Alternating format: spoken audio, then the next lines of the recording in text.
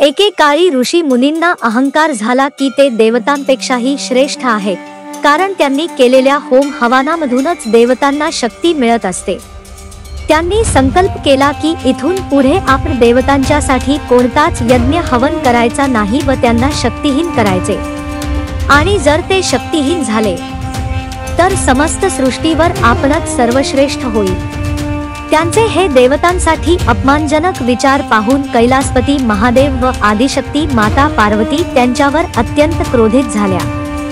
त्यांनी ऋषी मुनींचा हा अहंकार नष्ट करण्यासाठी तिथून निघून गेले आणि एका भिक्षू व भिक्षुणीचे रूप धारण करून ऋषी मुनींची परीक्षा घेण्याहेतू त्यांच्या समोर अवतरले। ऋषी मुनी आपल्या शक्तींचा विस्तार करण्यासाठी आपल्या पत्नींसोबत एका यज्ञाचे अनुष्ठान करत होते। महादेवांनी भिक्षांदेही असा स्वर काढला आणि त्या साधूंच्या पत्नी त्यांना भिक्षा देण्याहेतू उठून उभ्या राहिल्या। त्या बोलल्या, हे भिक्षू महाराज, प्रतीक्षा करा, आम्ही तुमच्यासाठी भिक्षेचा प्रबंध करतो। त्यावर क्रोधित होत साधू महाराज आपल्या पत्नींना ओरडले, तुमचे एवढे मोठे दुस्साहस, तुम्ही या तुच्छ भिक्षूसाठी आमच्या एवढ्या भव्य यज्ञाचा अपमान केला। त्यावर माता पार्वती बोलल्या, ऋषीवर, यात कसला आला अपमान? द्वारावर आलेला भिक्षू स्वयं ईश्वराचे रूप असतो आणि एका भिक्षूला भोजन देणे हा सर्वात मोठा धर्म आहे। स्वयं ईश्वरी ही यावर अति प्रसन्न होतात। त्यावर साधू महाराज ओरडले, कोण ईश्वर? कसला ईश्वर? या समस्त जगतात जर कोण सर्वश्रेष्ठ असेल तर ते आम्ही आहोत। आमच्या यज्ञाशिवाय सर्व देवी देवता शक्तिहीन आहेत। त्यावर भिक्षुरूपी महादेव बोलले, असे वाटते की आपणास आपल्या ज्ञानावर खूप मोठा अहंकार झाला आहे ऋषीवर। तुम्ही तर स्वतःला देवी देवतांपेक्षाही श्रेष्ठ समजत आहात, पण तथ्य तर हे आहे की या समस्त संसाराची सुरुवात आणि शेवटी केवळ ईश्वर परमात्माच आहे।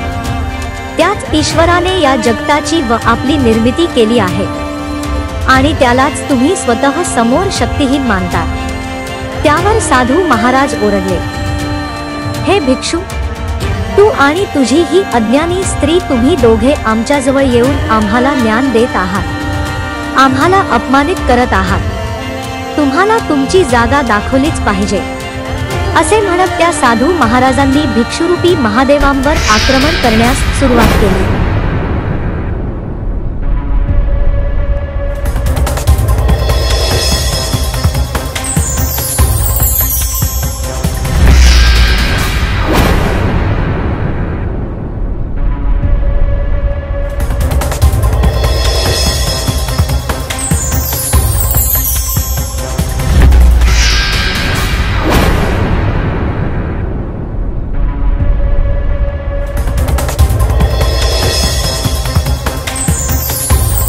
समोरील दृश्य पाहून साधू महाराज क्रोधित होत बोलले, मायावी भिक्षू, तू या किड्या मकोड्यांना तर तुझ्या मायावी शक्तीने नष्ट केले, परंतु आता मी तुझ्यावर असा प्रहार करेल की तू स्वतः तुझे प्राण आमच्या चरणी अर्पण करशील।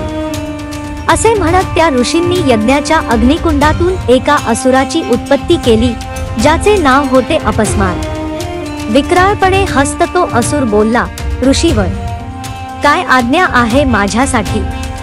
त्यावर ते ऋषी बोलले, अपस्मार, जा आणि चेतना भस्म कर त्या दोघांची, त्यांना आमच्या समोर प्राण त्यागण्यास प्रवृत्त कर, जशी आपली आज्ञा। असे म्हणत अपस्मार माता पार्वतींना आपल्या नेत्रात पाहण्यास विवश करू लागला। महादेव माता पार्वतींना सावधान करत बोलले, तो राक्षस तुम्हाला समोहित करेल, त्याचे ऐकू नका। तेवढ्यात तो राक्षस ओरडला, हे भिक्षू, मी तुझ्या पत्नीला कधीच वश केले आहे। तुझी पत्नी आता परत शुद्धीत येणार नाही। तिलाच काय मी या समस्त ब्रह्मांडातील प्राणीमात्रांना समोहित करून त्यांची चेतना भस्म करणार आहे। ते इथून पुढे कोणत्याही देवी देवतांचा आदर न करता मी दाखवलेल्या मार्गावरच चालतील। हा सर्व प्रकार पाहून क्रोधाची सीमा ओलांडलेले भगवान शिवशंकर आपल्या नटराज अवतारात अवतरले। महादेवांचे ते रौद्ररूप पाहून सर्व ऋषीमुनी व अपस्मार अत्यंत भयभीत झाले। तेव्हा क्रोधित शिवशंकरांनी आपले तांडव नृत्य सुरू केले।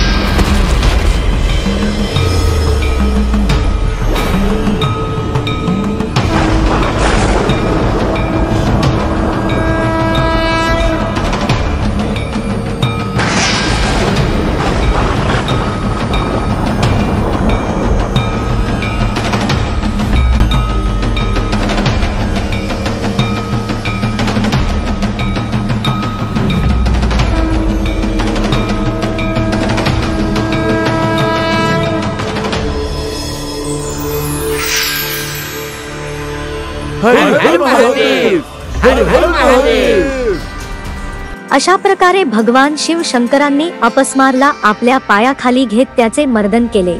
अपस्माराची ती अवस्था पाहून सर्व ऋषी मुनींचा अहंकार दूर झाला व ते महादेवा समोर नतमस्तक झाले. अपस्माराला अमृतत्वाचे वरदान प्राप्त असल्याने महादेवांनी त्याला आपल्या पायाखाली घेऊन त्याच्यावर विजय प्राप्त केला होता. म्हणून आजही आपल्याला भगवान नटराज यांच्या पायाखाली सदैव अपस्माराचे प्रतिकृती पाहाव्यास मिळते. तुम्हाला आमची ही कथा कशी वाटली कमेंट करून नक्की कळवा. धन्यवाद. ओम नमः शिवाय.